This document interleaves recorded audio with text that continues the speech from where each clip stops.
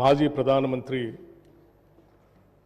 Doctor Manmohan Singh గారి మృతి పట్ల ఈ సభ ప్రవేశపెట్టినటువంటి తీర్మానాన్ని అట్లాగే వారికి సభలో సభ్యులందరూ కూడా ఏకగ్రీవంగా వారికి గుర్తింపుగా ఒక విగ్రహ ఆవిష్కరణ కార్యక్రమాన్ని చేపట్టాలని భారతరత్న ఇవ్వాలని సభానాయకులు ముఖ్యమంత్రి గారు చెప్పినటువంటి అంశాన్ని సంపూర్ణంగా మద్దతు ఇస్తూ వారి మృతి పట్ల తీవ్రమైనటువంటి విచారాన్ని వ్యక్తపరుస్తూ ఉన్నాను అధ్యక్ష. అట్లాగే శోకార్తులైన వారి కుటుంబ సభ్యులు కూడా నా ప్రగాఢమైనటువంటి సానుభూతిని తెలియజేస్తూ ఉన్నాను అధ్యక్ష. అధ్యక్ష, కొంతమంది ఈ భూమి మీదకి ఎలా వస్తారో అలా మాయం అవుతారు అధ్యక్ష. మరికొందరు తాము నడిచిన నేలంతా మానవతా పరిమళాలు వెదజల్లుతారు. ఇంకొందరు తమ అసాధారణ ప్రతిభతో తాము పుట్టిన దేశానికి వన్నె తెస్తారు. అటువంటి అరుదైన అసామాన్యమైన మహామనిషి డాక్టర్ మన్మోహన్ సింగ్ గారు. వారు ఈ దేశంలో చేపట్టినటువంటి అనేక పదవుల్లో ప్రతి పదవికి వన్నె తెస్తూ ఆ తీసుకున్న ప్రతి బాధ్యత నుంచి కూడా ఈ దేశాభివృద్ధి కోసం కఠినమైన నిర్ణయాలు తీసుకున్న సంగతి కూడా మనం అందరం ఈ సందర్భంగా గమనంలో తీసుకోవాల్సినటువంటి అవసరం ఉంది అధ్యక్ష. వారు సరళీకృత ఆర్థిక విధానాలతో ఈ దేశ సంక్షోభ కాలానికి ఆర్థిక సమతుల్యాన్ని పరిపుష్టి చేసి ఈ దేశం ఒక బలమైన ఆర్థిక శక్తిగా ప్రపంచ దేశాల్లో నిలబెట్టారు అని చెప్పడంలో ఎటువంటి అతిశయోక్తి లేదు అధ్యక్ష.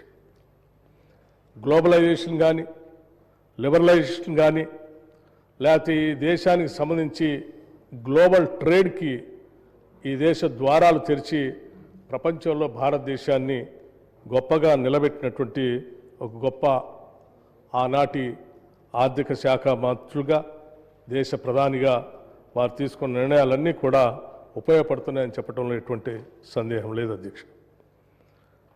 కేవలం ఈ దేశ ఆర్థిక విధానాలకు మాత్రమే సంబంధం కాకుండా ఈ దేశంలో ఉన్నటువంటి అనేక అసమానతల్ని, ఈ దేశంలో ఉన్నటువంటి సామాజిక పరిస్థితులను కూడా పూర్తిగా అవగాహన చేసుకొని వాటన్నిటికి కూడా అపారమైన సేవ చేసి చట్టాల ద్వారా ఈ దేశంలో ప్రజల్ని ధైర్యంగా నిలబెట్టినటువంటి వ్యక్తి కూడా డాక్టర్ మన్మోహన్ సింగ్ గారు అధ్యక్ష. దేశ సామాజిక రంగానికి వారు చేసినటువంటి సేవల్లో ఆనాడు యూపీఏ చైర్పర్సన్గా శ్రీమతి సోనియా గాంధీ గారి ఆధ్వర్యంలో దేశ ప్రధానిగా మన్మోహన్ సింగ్ గారు తీసుకున్నటువంటి కార్యక్రమాలు అనేక కుటుంబాలని దారిద్ర్యం నుండి బయటపడేయటమే కాకుండా పేద ప్రజల అభ్యున్నతి కోసం సామాజిక రంగంలో భేదాభిక్కి ప్రజల సమున్నతి కోసం వాళ్ళ హక్కుల కోసం అనేక చట్టాల రూపకల్పన చేసినటువంటి విషయాన్ని కూడా మనం అందరం గుర్తు చేసుకోవాల్సినటువంటి సందర్భం అధ్యక్షుడు. అందుకే ఆనాడు ఇప్పుడే సభానాయకులు చెప్పినట్టు వారు ఈ దేశంలో ఈ దేశ పరిపాలనలో ఒక రకమైనటువంటి సమాచారాన్ని తీసుకోవాలంటే ఏ సామాన్యుడికి కూడా అందుబాటులో లేనటువంటి పరిస్థితుల్లో ఎవరు ఊహించని రీతిలో సమాచార హక్కును 2005లో తీసుకొని వచ్చి ఒక సామాన్య పౌరుడు కూడా ఈ దేశంలో భారతదేశంలో జరుగుతున్నటువంటి పాలనాపరమైనటువంటి విశేషాలు సంబంధించిన హక్కుని పొందేటువంటి విధంగా చట్టాన్ని తీసుకొని వచ్చారు అధ్యక్ష. అట్లాగే దేశంలో గ్రామీణ ప్రాంతాల్లో నివాసం ఉంటున్నటువంటి పేద ప్రజల అందరికీ కనీసం ఒక ఉపాధి అవకాశం దొరకాలనేటువంటి ఆలోచనతో తీసుకొచ్చినటువంటి మహాత్మా గాంధీ జాతీయ గ్రామీణ ఉపాధి హామీ పథకం కూడా ఈ దేశ గతినే మార్చేసిందని చెప్పడంలో కూడా ఎటువంటి సందేహం లేదు అధ్యక్ష. దేశవ్యాప్తంగా ప్రపంచవ్యాప్తంగా ఎకనామిక్ క్రైసిస్ వచ్చినప్పుడు కూడా, రెసిషన్ వస్తే కూడా ఉపాధి హామీ పథకం ద్వారా కొన్ని వేల కోట్ల రూపాయల గ్రామీణ ప్రాంతాల్లో సర్క్యులేషన్లోకి రావటం వలన భారతదేశం అటువంటి ఎకనామిక్ రెసిషన్ బారిన పడకుండా కాపాడుకోగలిగామంటే ఆ చట్టమే ఉపయోగపడిందని చెప్పడంలో కూడా సందేహం లేదు అధ్యక్ష. అట్లాగే తరతరాలుగా అటవీ ప్రాంతంలో నివాసం ఉంటూ ఎటువంటి హక్కులు లేకుండా ఆత్మగౌరవం లేకుండా బతుకుతున్నటువంటి వారందరికీ భూమిపైన హక్కును కల్పించి ఆత్మగౌరవంతో బతకడానికి తీసుకొచ్చినటువంటి అటవీ హక్కుల చట్టం కానీ, లేకపోతే అసంఘటిత కార్మికుల సామాజిక భద్రతా చట్టం 2008లో తీసుకొచ్చినటువంటి చట్టం కూడా ఇది పెద్ద ఎత్తున ఈ దేశంలో ఉన్నటువంటి వికలాంగుల సంక్షేమం కోసం, ఆరోగ్య భద్రత, గర్భిణ స్త్రీల రక్షణ కొరకు, వృద్ధులకు పెన్షన్ కోసం పెద్ద ఎత్తున ఈ చట్టం ఉపయోగపడిందని చెప్పడంలో మనందరికీ గుర్తు చేసుకోవాల్సిన అవసరం ఉంది అధ్యక్ష. అట్లాగే ఆహార భద్రతా చట్టం, ప్రతి ఒక్కరికి ఆహారం దొరకాలని చెప్పి అది ఒక హక్కుగా ఈ దేశంలో చట్టాన్ని తీసుకొని వచ్చినటువంటి గొప్ప ప్రధానమంత్రిగా మనం అందరం గుర్తు చేసుకున్నటువంటి అంశం అధ్యక్ష. అట్లాగే స్ట్రీట్ వెండర్స్ గురించి కూడా ఈ దేశంలో ఆలోచన చేసి పెద్ద ఎత్తున గ్రామీణ ప్రాంతాల్లో క్రయ విక్రయాలు జరిపే వ్యాపారుల రక్షణ కోసం, వాళ్ళ జీవన ప్రమాణాలు పెంచడం కోసం తీసుకొచ్చినటువంటి ఈ చట్టం కూడా ఈ దేశ ఆర్థిక విధానాన్ని, గతిని కూడా కింది స్థాయిలో పేదరికంలో ఉన్నటువంటి ప్రజలకి ఉపయోగపడిందని చెప్పటం మనం అందరం ఈరోజు దేశంలో గమనిస్తూ ఉన్నాం అధ్యక్ష. అట్లాగే 2013 భూసేకరణ చట్టం అధ్యక్ష. ఈ భూసేకరణ చట్టానికి సంబంధించి మనం ఎక్కడ భూమిపైన ఉన్నటువంటి ఒక ఎమోషనల్ బాండేజ్ని సంబంధించి బాధపడుతున్నటువంటి తరుణంలో దేశ ఆర్థిక అభివృద్ధి జరగాలి, రావాల్సిన పరిశ్రమలు రావాలి, ఇరిగేషన్ ప్రాజెక్టులు రావాలి. అట్లాగే భూమిపైన అనాదిగా హక్కులు పొందినటువంటి వాళ్ళు కూడా నష్టపోకుండా ఉండటం కోసం కావాల్సిన రీతిలో పెద్ద ఎత్తున అనేక మార్పులు తీసుకొచ్చి వాళ్ళు కూడా బాధపడకుండా ఉండే విధంగా తీసుకొచ్చిన ఈ చట్టం నిజంగా ఒక రివల్యూషనరీ చట్టం అని చెప్పి ఈ దేశంలో ఆనాడు ప్రగతిశీల భావాలు కలిగినటువంటి వాళ్ళందరూ కూడా దీన్ని శ్లాఘించినటువంటి విషయం కూడా మనందరికీ తెలిసింది. అట్లాగే అధ్యక్ష, ఈ దేశంలో అమానమైనటువంటి మాన్యువల్ స్కావెంజింగ్ చట్టం, ఇది తరతరాలుగా వస్తున్నటువంటి ఈ స్కావెంజింగ్ విధానాన్ని పూర్తిగా రద్దు చేస్తూ దీనికి సంబంధించి 2013లో తీసుకొచ్చినటువంటి చట్టం, ఆ చట్టంలో వాళ్ళందరికీ పునరావాసం కల్పించేటువంటి విధానం ఈ ఆనాటి ప్రధాని మన్మోహన్ సింగ్ గారికి ఈ దేశంలో అత్యంత వెనుకబడి అమానమైనటువంటి స్కావింగ్ విధానంలో ఉన్నటువంటి ప్రజల యొక్క మనోగతాన్ని కూడా అర్థం చేసుకుని వాళ్ళ జీవితాల్లో కూడా మార్పు రావాలని తీసుకొచ్చినటువంటి ఈ చట్టం నిజంగా ఈ దేశ గౌరవాన్నే ప్రపంచ దేశాల్లో పెద్ద ఎత్తున పెంచింది అధ్యక్ష.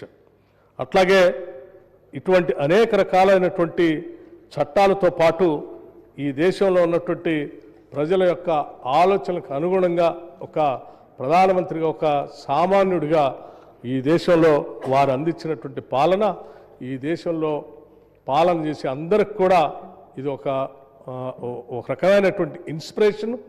అట్లాగే వారి మార్గం అందరికీ అనుసరించదగినటువంటి విషయంగా ఈరోజు రాజకీయాల్లో ఉన్నటువంటి వాళ్ళందరూ కూడా గమనించాలి అధ్యక్ష.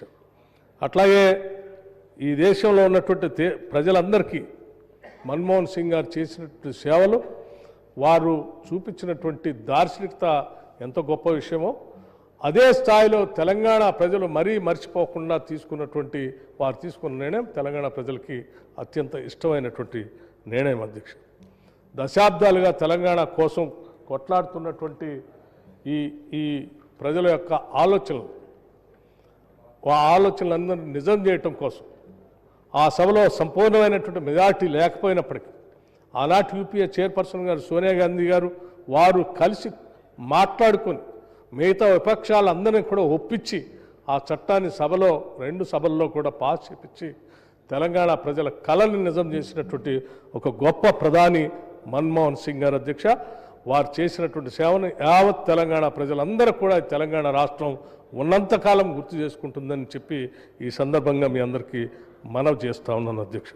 అట్లాగే దేశంలో రైతుల పక్షాన పెద్ద ఎత్తున ఆలోచన చేసి ఈ దేశంలో రైతులు పెట్టుబడి కోసం వారు తీసుకున్నటువంటి రుణాలు భారమై అవి కట్టలేక డెట్ ట్రాప్లో పడుతున్నటువంటి పరిస్థితిని అర్థం చేసుకొని దేశవ్యాప్తంగా మొట్టమొదటిసారి రైతులు తీసుకున్నటువంటి రుణాన్ని మాఫీ చేసినటువంటి మొట్టమొదటి ప్రధాని కూడా డాక్టర్ మన్మోహన్ సింగ్ గారు.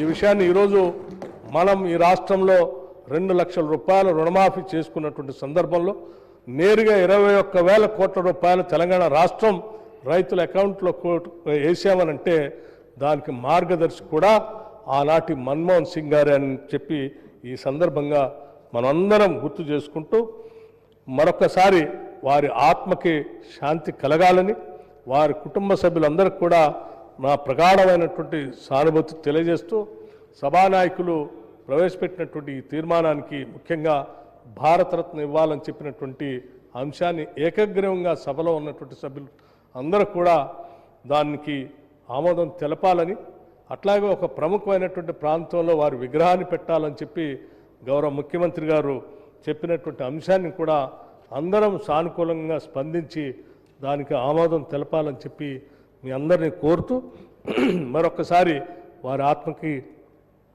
శాంతి కలగాలని, అటువంటి నాయకులు భారతదేశంలో పుట్టినందుకు మనం అందరం గర్విస్తూ ఈ దేశానికి వారు ప్రధానమంత్రిగా చేసి ఈ దేశాన్ని ఆర్థికంగా సామాజికంగా ప్రపంచ దేశాల్లో నిలబెట్టే విధంగా వారు చేసినటువంటి విధానాలన్నీ కూడా మనకు ఆదర్శంగా తీసుకొని ముందుకు పోదామని తెలియజేస్తూ నేను ముగిస్తా ఉన్నాను అధ్యక్ష. ధన్యవాదాలు. గౌరవ సభ్యులు కేటీ రామారావు గారు.